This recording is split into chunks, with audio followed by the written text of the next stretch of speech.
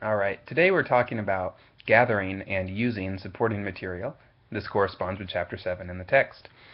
Uh, Supporting material is one of the most interesting and fun parts of the material because it's where you can show your creativity the most. It is the heart and soul of the speech, the meat of every speech. What we mean by supporting material are the subpoints that you have under every main point. I want to start off by taking a look at some of the assignment sheets that you'll be using in the class that you have on the Blackboard site. Then we're going to talk about some of the sources of supported material, the types, and I want to focus in on credibility as well. So each one of the assignment sheets says you must use a certain number of sources. For example, the demonstration speech assignment says you have to use 6 sources, and it says that only one of those sources can be an internet source. So what does that mean? Well, it doesn't mean that you can't use the computer to find all of the sources. What we mean by one internet source is like only one of your sources should be from a website that is just a website with no other like big organization attached to it. An example of that might be um, what's that medical website that people use? Oh, WebMD. WebMD. So that would be an example of a website. And if you cite WebMD in your speech, that would be your one internet source. But let's say instead of citing WebMD, you cite Mayo Clinic, and you get this information from mayoclinic.com. I would not count that one as an internet source because Mayo Clinic is not just a website. They are a big, well-established research hospital. You just happen to have found the information on the website that documents the things that that organization is doing. So that's what I mean by the difference between a website that really is just only a website or is primarily a website like WebMD and an organization that happens to have a web presence. If you cite an organization that has a web presence, it doesn't count as your one website. So the distinction there is fine. The reason that requirement is in the assignment sheet is to make us dig a little bit outside of just your standard websites. So there's lots of different places you can get supported material. And before I get into those, I just want to make the distinction between the formal types of speeches that we give in a public speaking class and the types of speeches that are given out there in the real world versus the types of talks that we typically hear on TV, these bombastic talking heads who have to spout off things 24 hours a day, 7 days a week in order to fill their airtime. Typically, the people that we hear on TV don't cite their sources in the way that we have to in an actual formal speech.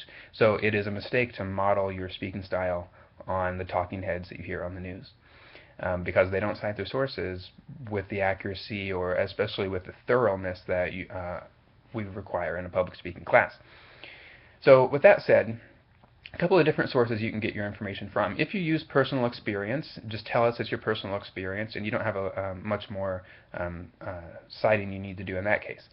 Now, if you use the internet, then you tell us what the website is. You tell us the author of the website, if you can find it, the year that it was published, or at least the year that you and the time that you retrieved the information, and that those guidelines are in the text. What I encourage you to do is to use databases. Let me take a second to just talk about the importance of databases. You are, as a student here at the university, enrolled in a class, you have library privileges, and one of those things that goes along with that is access to the academic databases. You can use the library's website to get to the academic databases such as LexisNexis and Communication and Mass Media Complete. We subscribe to hundreds of databases, and those cost money. Your student fees go in part to pay for subscriptions to those. They afford you access to most recent, most scholarly information that's available to you. And when you are no longer enrolled in classes at Missouri State or wherever you are enrolled, you will no longer have access to those databases. So it's important, I think, from that point of view, to take advantage of the resources you have while you have them. I particularly love databases, and not being a student or affiliated with a academic institution, the thing I would miss the most is no longer having access to basically all of the scholarly information in the world, because you just can't get access to these things if you're not enrolled, because you can't afford the massive subscription fee. So I just say that to you to encourage you to use those things while you have them. Big resource, you're paying for it. So go to LexisNexis, go to EBSCOhost, and you can find newspaper clippings from all around the world, from all across time, and like I said, scholarly articles on whatever topic you're looking for. I have students all the time who say, oh, I couldn't find any articles or sources about my topic, and that just means that they didn't look, because I know for a fact that there are great scholarly sources on every single topic that you can think of, period. Now, you might not have the experience or skills to locate them, and that's okay. You should dig around a little bit, go to the library's website, and if you can't find it, there are professionals to help you. You can ask a librarian. You can do that in person. You can also do it digitally using the Ask a Librarian link that I've linked to on the Blackboard site. So please use databases. Find the best scholarly information you can. Some things that you cannot use, as it says in the assignment sheets: don't use about.com, don't use Wikipedia, don't use blogs where someone just sat down and wrote down their opinion and now it's on the internet. We have to set our bar as high as we can to get good credible information. You can also use personal interviews that you have conducted, and you can talk about when the interview was conducted, who it was with.